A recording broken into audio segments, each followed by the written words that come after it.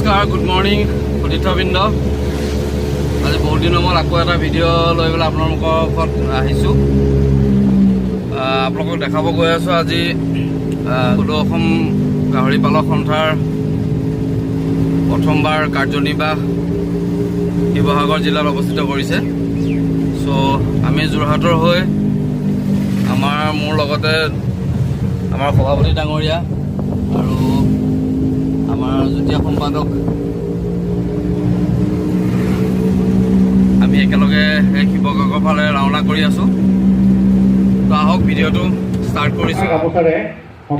গাহৰি পালক সন্থাৰ কেন্দ্ৰীয় কাৰ্যনিৰ্বাহক সভাত উপস্থিত পালোহি। দেখা পাই আছে এয়া আমাৰ সম্বৰ্ধনা কাৰ্যসূচী হৈ আছে। আপোনালোকক মই দেখাই আছোঁ। খুব সুন্দৰভাৱে আমাৰ কাৰ্যনিৰ্বাহ সভাখন আগবাঢ়ি গৈ আছে। এয়া আপোনালোকে চাওক, সকলোৰে ডিঙিত খুব সুন্দৰকৈ গাহৰি পালকৰ এটা চিন দিয়া হৈছে। আপোনালোকে সকলোৱে জ্ঞাত যে বহিৰাজ্যৰ পৰা অহা যিখিনি গাহৰি আমদানি কৰি আমাৰ কাষৰীয়া ৰাজ্যসমূহলৈ আহে যদিও আমাৰ এই ব্যৱসায়টোত, আমাৰ ৰাজ্যৰ ব্যৱসায়টোত বহুত পৰিমাণে এটা বিৰূপ প্ৰভাৱ পৰে। এই সম্পৰ্কে আমি কি ধৰণে আমি আগবাঢ়িব পাৰিম, ইয়াক কেনেধৰণে বন্ধ কৰিব লাগিব, নে ন্যায়পালিকাৰ যোগেদি আমি কিবা আগবাঢ়িব লাগিব, এই সম্পৰ্কেও আলোচনা কৰা হ'ব। লগতে অসম গাহৰি পালক সন্থাৰ আজি মঞ্চত উপস্থিত আমাৰ সদৌ অসম গাহৰি পালক সন্থাৰ স্থায়ী সভাপতি ডাঙৰীয়া সেই সমীক্ষা কৰি সদৌ অসম গাহৰি পালক সন্থাৰ দুই উপদেষ্টা ৰাতুল বুঢ়াগোহাঁই ডাঙৰীয়া আৰু মুখ্য উপদেষ্টা প্ৰণৱ বৰগোহাঁই ডাঙৰীয়া, লগতে মোৰ সতীৰ্থবৃন্দ আৰু সদৌ অসম গাহৰি পালক সন্থাৰ বিভিন্ন জিলাৰ পৰা অহা জিলাৰ সভাপতি সম্পাদক আৰু বিভিন্ন কৰ্মকৰ্তা প্ৰতিবেদন আমাৰ ফালৰ পৰা দিয়া হৈছে। আমি দানাৰ ছাবচিডিৰ ওপৰত গভৰ্ণমেণ্টৰ লগত আলোচনা কৰি আছোঁ। গভৰ্ণমেণ্টে সেইখিনিৰ ওপৰতো গুৰুত্ব দিছে আৰু অতি সোনকালে দানাৰ ছাবচিডিৰ কথাখিনিও আগবঢ়াই দিয়াৰ কথা আমাক আশা বিষয়ববীয়াসকল আৰু বিভিন্ন জিলাৰ পৰা অহা সভাপতি সাধাৰণ সম্পাদকৰ লগতে আমাৰ সন্মানীয় গাহৰি পালকসকল, আমি সকলোলৈকে আমি আচলতে মই যিটো সংগঠনত আছোঁ, আমি প্ৰথমতে মই অসম জাতীয়তাবাদী যুৱ ছাত্ৰ পৰিষদৰ কেন্দ্ৰীয় সমিতিৰ পৰিয়ালটোৰ তৰফৰ পৰা আমি গাহৰি পালক সন্থাৰ সকলোলৈকে আমি আন্তৰিক শুভেচ্ছা জনাই। অসমত দুটা বিষয়, কৃষি বিভাগটোত যদি এজন দক্ষ ব্যক্তিৰ হাতত পৰিল হয় নহয়, আজিৰ তাৰিখত আমাৰ অৱস্থাটো এনেকুৱা নহয়। অসমখনত যদি কৃষিৰ ওপৰত গুৰুত্ব দিলেহেঁতেন নহয়, আজিৰ তাৰিখত আমাৰ ইয়াৰ পৰা হাজাৰ হাজাৰ ল'ৰা বাহিৰলৈ যাবলগীয়া নহয়। আপোনালোকে সকলোৱে জানে যে অসমখনত আজি এনেকুৱা এটা পৰিৱেশ হৈছে, লকডাউনৰ পাছত, লকডাউনৰ আগত যদি 40জন নিবনুৱা যুৱতীয়ে কৃষি কাৰ্যত যদি মনোনিৱেশ কৰিছিল, লকডাউনৰ পাছত সেই সংখ্যাটো 70জনলৈ বৃদ্ধি পাইছে।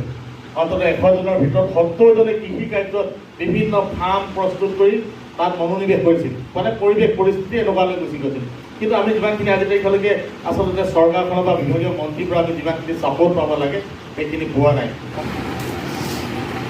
সন্মানীয় সদৌ অসম গাহৰি পালক সন্থাৰ বৰ্ধিত কাৰ্যনিৰ্বাহক সভাৰ সন্মানীয় সভাপতি ডাঙৰীয়া, ক্ৰমান্বয়ে মুখ্য উপদেষ্টা আৰু উপদেষ্টা ডাঙৰীয়া, লগতে আমাৰ কেন্দ্ৰীয় কমিটিৰ বিষয়ববীয়াসকল আৰু বিভিন্ন জিলাৰ পৰা আহি পোৱা সভাপতি সম্পাদক ক্ৰমান্বয়ে পালক বন্ধুসকল, আজি যিটো বিষয়ত আমি আলোচনা কৰি আছিলোঁ, খুব সুন্দৰ আলোচনা।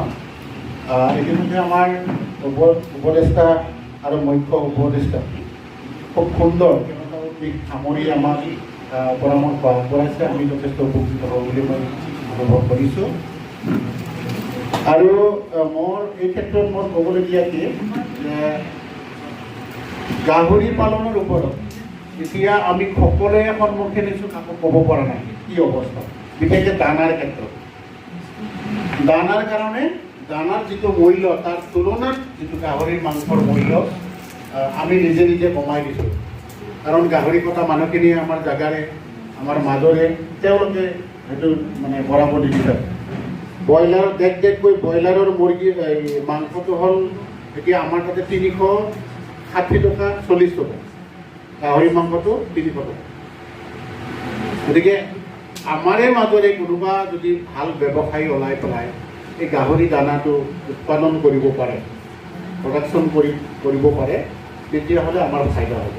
1 নম্বৰ, আমি যদি ব্যৱসায়টো ভালকৈ ধৰি ৰাখিব খোজোঁ।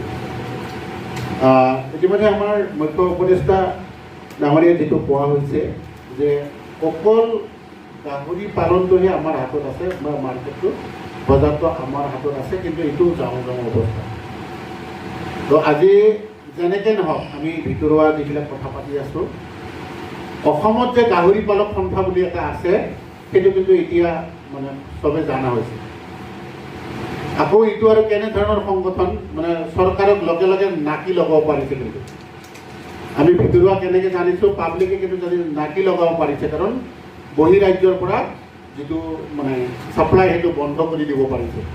সেইটো কিন্তু সৰু সংগঠনৰ কাম নহয়, কাৰণ এইটোৰ লগত মানুহৰ জীৱন আৰু জীৱিকাৰ কথা সোমাই আছে। কথা হ'ল আমি গাহৰি পালক সন্থা বহুত কষ্টৰ মাজেৰে গঠন কৰিছিলোঁ। যিটো সময় আছিলে লকডাউনৰ সময়, যিটো অৱস্থা আমাৰ এটা শোচনীয় আছিলে, সেইখিনি সময়ত আমি যথেষ্ট কষ্ট কৰি সকলো ডিষ্ট্ৰিক্টৰ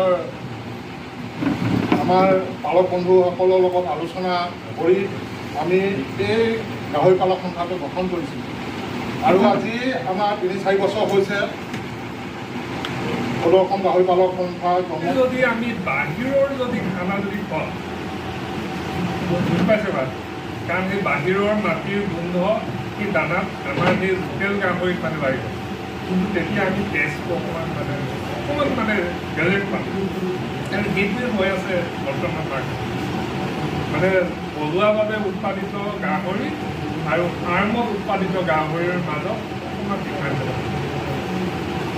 আৰু সেই বস্তুটো মাৰ্কেটত ধৰিবৰ কাৰণে আমি থলুৱা বস্তু মিক্সাৰিং কৰি কেনেকৈ থলুৱা টেষ্টটো আনিব পাৰোঁ, সেইটো আমি চাইণ্টিষ্টসকলক লগ ধৰি সেই বস্তুটো আমি কৰিব পাৰিলেহে আমাৰ থলুৱা বজাৰখন, আমি বিদেশৰ বজাৰৰ কথা কোৱা নাই, নগালেণ্ড চাইডৰ কথা কোৱা নাই, আমাৰ থলুৱা ডিমাণ্ডে আমাৰ বহুত আছে, কিন্তু আমি থলুৱা মাৰ্কেটখন আমাৰ ফাৰ্মছে ফুলফিল কৰিব পাৰে, আকৰ্ষিত কৰিব পাৰে। সেইবিলাক ৰিজেক্ট আহে, বহু ক্ষেত্ৰত নাই ফাৰ্মৰ গাহৰিটো অকণমান বহিৰাজ্য গাহৰি বন্ধ কৰাৰ কথা কোৱাই নাই, আমি কোনোদিন কোৱা নাই যে বহিৰাজ্য গাহৰিটো বন্ধ হ'ব লাগে। আমি কৈছোঁ যিখিনি অবৈধ আৰু অন্যায়ভাৱে আইন অমান্য কৰি গাহৰিখিনি আনিছে সেইখিনিহে বন্ধ হ'ব লাগে। আইনখনে বা কিছু যিহেতু আমাৰ এতিয়া ASF চলি আছে ভাৰতবৰ্ষত, গতিকে ASFৰ গাইডলাইনে যিখিনি আমাক সুৰক্ষা দিছে, আমাক যিহেতু প্ৰথমত আমাৰ এইফালৰ পৰা বেছি ASF ইফাললৈ গৈ আছিল, আমি অসমত প্ৰথম হৈছিল, গতিকে অসমত যিখিনি আমি সুৰক্ষা পাব পাৰোঁ গাইডলাইনৰ ফালৰ পৰা, আমি সেইখিনিৰ ওপৰতহে মাত মাতি আহিছোঁ যে ASFৰ গাইডলাইনে এইখিনি কথা কৈছে, গতিকে এইখিনি অন্যায় হৈছে, অবৈধভাৱে আপোনালোকে এইখিনি কাম কৰিছে, গতিকে এইখিনি বন্ধ কৰক। আমি চৰকাৰক সদায় তেনেকৈহে কথাখিনি তেখেতলোকলৈ ধন্যবাদ। ভৱিষ্যতেও যাতে আমি এনেকুৱা আৰু ভাল মিটিঙত আমি তেখেতলোকক দেখা পাওঁ, আৰু এই শিৱসাগৰতে নহয় অনাগত দিনত আমাৰ অসমৰ বিভিন্ন কোণে মিটিং হ'বলৈ গৈ আছে, সেই মিটিংখনতো তেওঁলোকে যাতে আপোনালোকৰ এই যিখিনি সুচাৰুৰূপে দিহা পৰামৰ্শখিনি দি যাতে আমাক সহায় কৰে, তাৰ প্ৰতি আমি আশা ৰাখি গতিকে আজি সভাখন মই আজি ইমানতে ভংগ কৰোঁ। এয়া আমাৰ সভা ভংগ হ'ল। তাৰপিছতে আমি খাবলৈ ল'লোঁ। খুব সুন্দৰকৈ পৰ্ক বনাইছে, ড্ৰাই চব্জি, লেমন, চালাড, চাটনি, পাপৰ। এয়া মোৰ বন্ধু বিটু, খুব সুন্দৰকৈ তেওঁ খোৱাত ব্যস্ত,